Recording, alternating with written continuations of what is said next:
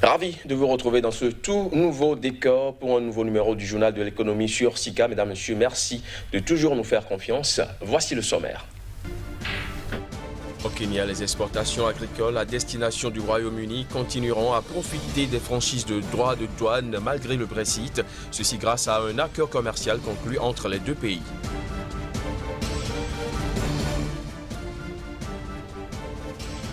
Le Nigeria envisage de fournir de l'électricité au Tchad, une annonce mal accueillie par les populations qui souffrent de délestage récurrent en raison de la faiblesse de la production et du réseau de distribution national. Et puis en Afrique du Sud, la récolte de blé est attendue à un excellent niveau en 2020-2021. Selon les dernières estimations, la production de la céréale devrait se chiffrer à 2,13 millions de tonnes, soit une hausse de 30%. Voilà pour les titres. Bienvenue à tous. Le Nigeria envisage de fournir de l'électricité au Tchad. C'est ce qu'a annoncé la compagnie nationale de transmission électrique, la TCN. Une annonce mal accueillie par les populations qui souffrent de délestage récurrent en raison de la faiblesse de la production et du réseau de distribution nationale. Elle a suscité de vives critiques au sein de la population qui ne comprend pas que le pays envisage d'exporter de l'énergie alors qu'il peine à servir ses propres citoyens. Le Nigeria peut produire au maximum 7000 MW pour une capacité maximale de distribution de 5000 MW. Sa production réelle oscille régulièrement entre 3000 et 4500 MW. Au Kenya, les exportations agricoles à destination du Royaume-Uni continueront à profiter des franchises de droits de douane malgré le Brexit. Ceci grâce à un accord commercial conclu entre les deux pays et qui devrait permettre de maintenir les échanges en dépit de la sortie de la Grande-Bretagne de l'Union européenne. Les expéditions de produits agricoles du Kenya vers le Royaume-Uni continueront à être exemptées de droits de douane malgré le Brexit. Cette disposition a été entérinée dans le cadre du 6e accord commercial finalisé entre les deux pays le 3 novembre dernier. Avec le retrait du Royaume-Uni de l'Union européenne, de nombreuses craintes avaient émergé dans le rang des acteurs du secteur agricole qui redoutaient une perte de préférence commerciale, notamment les entrées sans droit que garantissait le marché communautaire. Pour Anil Jayawardena, ministre britannique du commerce international, cette mesure offre des certitudes que les activités se poursuivront telles qu'elles se passent actuellement, en soutenant les emplois et les moyens de subsistance dans chacun des deux pays. Le Royaume-Uni, faut-il le rappeler, représente un partenaire commercial important pour le Kenya, s'agissant également des échanges agricoles. Le pays a compté en 2019 pour 43% des exportations totales de légumes du Kenya, soit 119 millions de livres. Il a également représenté 9% des expéditions de fleurs coupées et importé pour 121 millions de livres de café, de thé et d'épices du Kenya durant l'année 2019. En bref, le Cameroun a exporté 16 534 tonnes de bananes au cours du mois d'octobre 2020, selon des chiffres de l'association bananière du pays, une hausse de 581 tonnes par rapport aux 15 953 tonnes exportées un an plus tôt. Cette hausse des exportations tient du retour de la Cameroun Development Corporation, unité agro-industrielle publique qui est réapparue sur le fichier des exportateurs de bananes au mois de juin 2020 après avoir été en cessation d'activité depuis septembre 2018.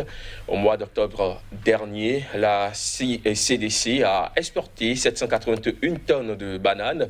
La société des plantations du Haut-Penja, leader du marché, a pour sa part affiché des exportations de 14 650 tonnes en octobre 2020.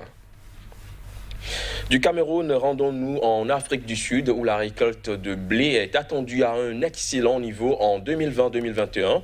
Selon les dernières estimations du Crop Estimates Committee, la production de la céréale devrait se chiffrer à 2,13 millions de tonnes, soit près de 30% de plus que la précédente saison. Voici les détails. L'Afrique du Sud devrait produire plus de 2 millions de tonnes de blé durant la campagne 2020-2021. une récolte record de la céréale selon les dernières estimations du Crop Estimates Committee. Cette prévision représente près de 30% de plus que la précédente saison et le plus haut niveau enregistré depuis la campagne 2008-2009. Mais cette performance attendue, loin d'être suffisante pour assurer l'autosuffisance de l'Afrique du Sud, lui permettra tout de même de réduire ses importations de blé sur le marché international. Le pays qui compte en moyenne environ 3 millions de tonnes de la céréale devrait acheter 1,54 million de tonnes en 2020-2021, soit 20% de moins que durant la campagne précédente. Le blé constitue, après le maïs, la seconde céréale la plus consommée en Afrique du Sud, avec un volume annuel par habitant de 55 kg selon des données du département américain de l'agriculture, UDSA. La céréale est cultivée sur une superficie de plus de 500 000 hectares. 60% de cette superficie se situe dans la province du Cap occidental, située dans le sud-ouest de l'Afrique du Sud. La Tunisie a été la 10e meilleure productrice de tomates transformées au monde en 2019. À quoi doit-on cette performance? Élément de réponse dans un instant.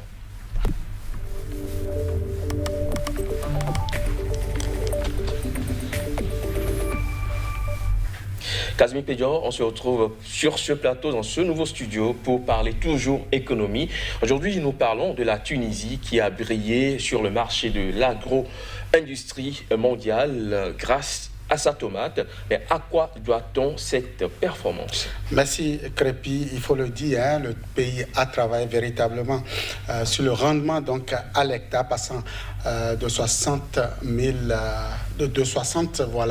hectares selon donc la prévision 2019-2020 à 70 hectares, donc tonnes à l'hectare pour le compte donc de l'année agricole 2019-2020. Il faut dire que la Tunisie a produit au total 16 500 tonnes donc de tomates pour le compte donc de la saison agricole 2019-2020, un peu moins par rapport donc à la saison 2018-2019 où le pays tournait autour donc de 17 700 poussières donc tonnes à l'hectare, enfin tonnes en ce qui concerne donc la production au cours de l'année. Tout ceci a été transformé entièrement, ce qui a permis donc à la Tunisie d'engranger beaucoup de devises après donc la vente donc de la production finale. Tout ceci fait aujourd'hui que la Tunisie, durant 3 années consécutives, c'est-à-dire de 2017 à 2020, le pays a tenu bon en ce qui concerne donc le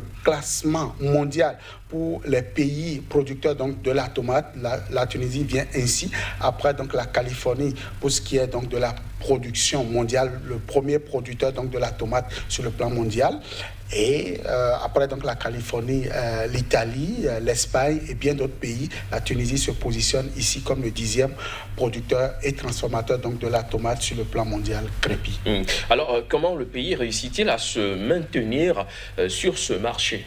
Alors le pays a réussi donc les techniques culturelles. Déjà au niveau de la recherche agronomique, le pays a pu donc adapter les normes sur le plan international en ce qui concerne donc les recherches pour donc les semences. Le pays a également réussi la transformation donc de son agriculture, surtout en ce qui concerne cette spéculation sur le plan donc de la mécanisation, et aussi il faut le dire, les techniques culturelles aujourd'hui au niveau du pays ont été des meilleures, ce qui véritablement positionne la Tunisie comme donc le 10e pays producteur donc de tomates sur le plan mondial. Au-delà de ça, il faut également ajouter à tout ceci l'industrialisation, la quasi-totalité donc de la production issue donc de l'agriculture est transformée au niveau de ce pays, ce qui fait donc de la Tunisie non seulement sur le continent le 2e producteur en termes donc de purée de tomates, mais aussi en termes de transformation la première puissance juste après l'Algérie.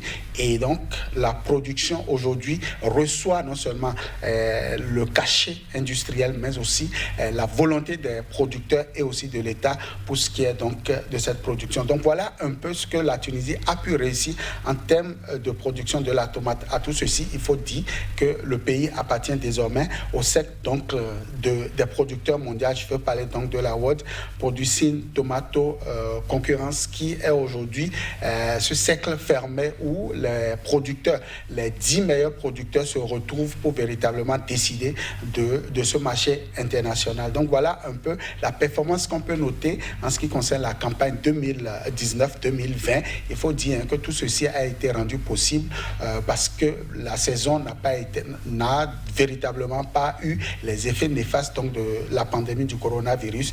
Donc la production de la tomate au niveau de la Tunisie n'a pas donc connu ces affres donc, de la pandémie. Tout ceci, et on va véritablement l'observer sur la campagne 2020-2021 pour voir si le pays pourra donc tenir en ce qui concerne donc le top 10 des meilleurs producteurs en termes de purée de tomates sur le marché international. Merci Casimir Peyo d'être passé avec toutes ces explications. Je rappelle que vous êtes le directeur de publication du quotidien béninois d'information économique Nouvelle Économie. On se retrouve très bientôt pour un autre numéro.